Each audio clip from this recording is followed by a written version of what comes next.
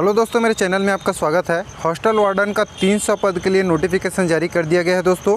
तो इससे संबंधित क्या योग्यताएं हैं, एज क्या है और इस बार क्या क्या बदलाव किया गया है, क्योंकि बहुत सारा पूरा एग्ज़ाम पैटर्न में बदलाव कर दिया गया है। पहले 150 मार्क्स का होता था, वो भी अब 100 मार्क्स का ही होगा, 100 क्वेश्चन आएंगे। तो सिलेबस में कहाँ कहाँ पे बदलाव किए गए हैं, साथ में है उसमें कि आपके पास BCA DCA यानी कि कोई सा भी कंप्यूटर कोर्स आपके पास होना चाहिए, या तो फिर केवल 12th पास वाले डाल सकते हैं। बहुत सारे लोग मन में चल रही होगी, तो वो आपको क्लियर हो जाएगी इस वीडियो में।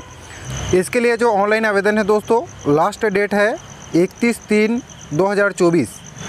यहाँ पे कुल 300 पद है दोस्तों, जिसमें से अनरिजर्व्ड कैटेगरी के लिए 114 है, अनुसूचित जाति के लिए 33, अनुसूचित जनजाति के लिए 87, अन्य पिछड़ा वर्ग के लिए 37 है।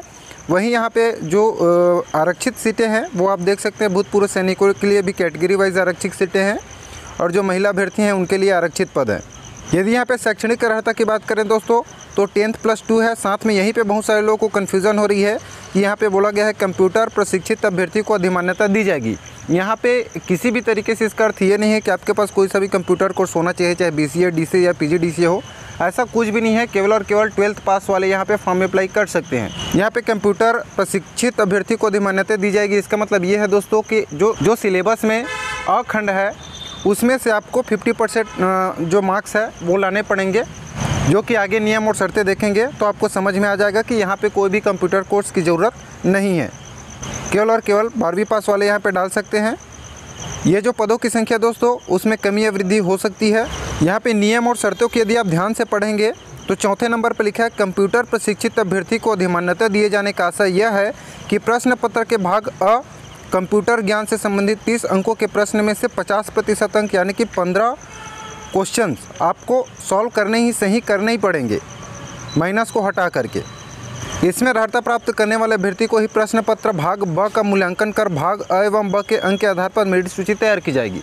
तो यहाँ से क्लियर हो जाती है दोस्तों कि आपको कोई भी कंप्यूटर कोर्स की ज़रूरत नहीं है। इसका मतलब यही है कि जो 30 अंक कंप्यूटर में पूछे जाएंगे उसमें आपको 15 क्वेश्चन सही करने ही पड़ेंगे, तभी आपका जो है आगे का सॉल्व करने का अर्थ रहता है। यदि आप यहाँ पे 15 अंक से कम क्वेश्चन जो है सॉल्व करते हैं, यानी कि 15 क्वेश्चन से कम जो है आप सही कर पाते हैं, तो आप भाग ब में कितने भी सभी सही कर लेंगे तो भी आपका कोई मतलब नहीं रह जाएगा। ठीक है। यहाँ पे एज की बात करें दोस्तों, तो यहाँ पे आयु की जो गणना है 1/1/2023 से किया जा रहा है, क्योंकि ये पुरानी भर्ती है। ठीक है। न्यूनतम जो आयु है, मिनिमम आयु 21 वर्ष यहाँ पे लिया गया है, और अधिकतम आयु राज्य शासन द्वारा समय समय पर जारी निर्देशों प्रावधान अनुसार होंगे। अर्थात जो छूट है यहाँ पे रिलैक्सेशन वगैरह शामिल है, जिसमें SC ST OBC जो है 33 साल तक अप्लाई कर सकते हैं।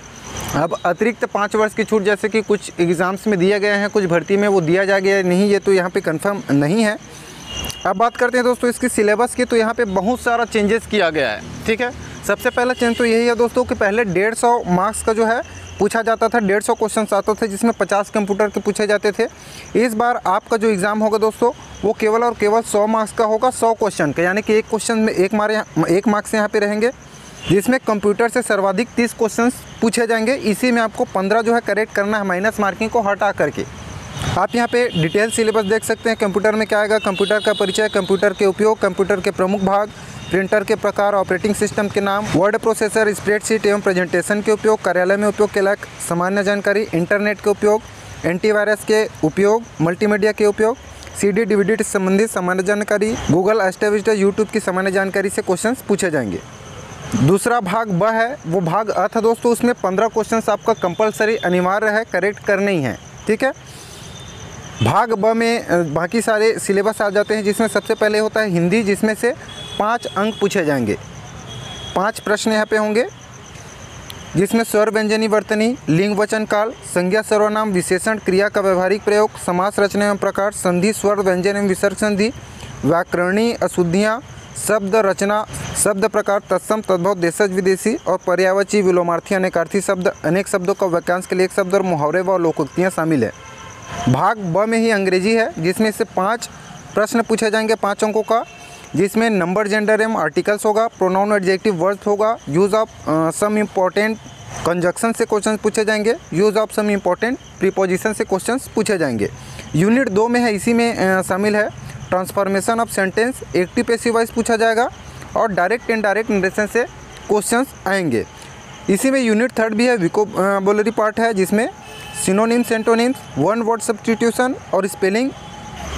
इस बार बहुत बड़ा जो चेंजेस हुआ है वो मैथ्स में पूछे जाने वाले क्वेश्चन है दोस्तों इसके सिलेबस में। क्योंकि पिछले बार 150 का क्वेश्चन था, उसके बावजूद 30 क्वेश्चन पूछे जाते थे। इस बार 100 क्वेश्चन है, जिसमें मात्र 5 क्वेश्चन यहाँ पे कम किया गया, 25 अंक कर दिया गया। तो आपको इस बार मैथ्स में बहुत ज़्यादा मेहनत करने की ज़रूरत पड़ेगी दोस्तों। यहाँ पे मैथ्स और कंप्यूटर ही स्कोरिंग सब्जेक्ट होने वाला है। मैथ्स में महत्तम समापवर्त और लघुत्तम समापवर्त होगा, औसत, प्रतिशत, चाल, समय, दूरी। इकाई 2 में इसी में सामान्य ब्याज, लाभ तथा हानि, प्रतिशतता, जन्म व मृत्यु दर, जनसंख्या वृद्धि, ह्रास। इकाई 3 में इसी में रेखा तथा कोण है, समतलीय आकृतियाँ हैं और समतलीय आकृतियों का क्षेत्रफल, त्रिभुज, आयत, समानांतर चतुर्भुज एवं सबलम चतुर्भुज। कोष की मांगे, लंबाई, चौड़ाई, ऊंचाई, क्षेत्रफल, आयतन, घन व घनाभ सिलेबस में शामिल है। लास्ट में है सामान्य ज्ञान दोस्तों, जो कि इंडियन लेवल का जीके है। वहाँ से 15 क्वेश्चंस पूछे जाएंगे, जिसमें भारतीय राजनीतिक व्यवस्था एवं संविधान है, भारतीय इतिहास का राष्ट्रीय आंदोलन, भूगोल, भारतीय अर्थव्यवस्था, सामान्य विज्ञान, खेल और शिक्षा, योग, मूल शिक्षा। इसके अंतर्गत शिक्षा, नवाचार, शैक्षणिक योजना, शैक्षणिक अधिनियम, छात्रावास प्रबंधन आदि शामिल होंगे। यहाँ पे किस किस टॉपिक से जो है किसमें से कितने कितने क्वेश्चंस पूछे जाएंगे ये भी यहाँ पे प्रदर्शित किया गया है। वहीं समसामयिक घटनाक्रम से जो है 5 क्वेश्चंस पूछे जाएंगे। अब छत्तीसगढ़ सामान्य जानकारी देखते हैं दोस्तों। यहाँ से मात्र 5 क्वेश्चंस पूछे जाएंगे। कम से कम इसकी संख्या जो है थोड़ी ज़्यादा होनी चाहिए थी, लेकिन यहाँ पे केवल 5 क्वेश्चन ही पूछे जाएंगे, जिसमें छत्तीसगढ़ के इतिहास की सामान्य जानकारी, संक्षिप्त राजनीतिक घटनाक्रम, महत्वपूर्ण व्यक्तित्व से क्वेश्चन पूछे जाएंगे। बाल मनोविज्ञान से 10 क्वेश्चन आपके पूछे जाएंगे, जिसमें शिक्षा, मनोविज्ञान, बुद्धि एवं व्यक्तित्व की अवधारणा, समावेशी शिक्षा, सृजनात्मक एवं व्यक्तिगत भिन्नता, निर्देशन एवं परामर्श से आपका क्वेश्चंस पूछे जाएंगे 10 क्वेश्चन। तो ये कंप्लीट सिलेबस है दोस्तों, जो कि 100 मार्क्स के रहेंगे और इसी के बेसिस पे आपका मेरिट सूची जो है तैयार किया जाएगा। यदि आप इसकी तैयारी करें दोस्तों, तो सबसे इम्पोर्टेंट जो चीज़ है, आपको कंप्यूटर और मैथ्स में ज़्यादा फोकस करना है। और कंप्यूटर में ध्यान ये भी रखिएगा कि आपका मिनिमम 50% मार्क्स यानी कि 15 अंक जो है आपके आने ही चाहिए अनिवार्य रूप से।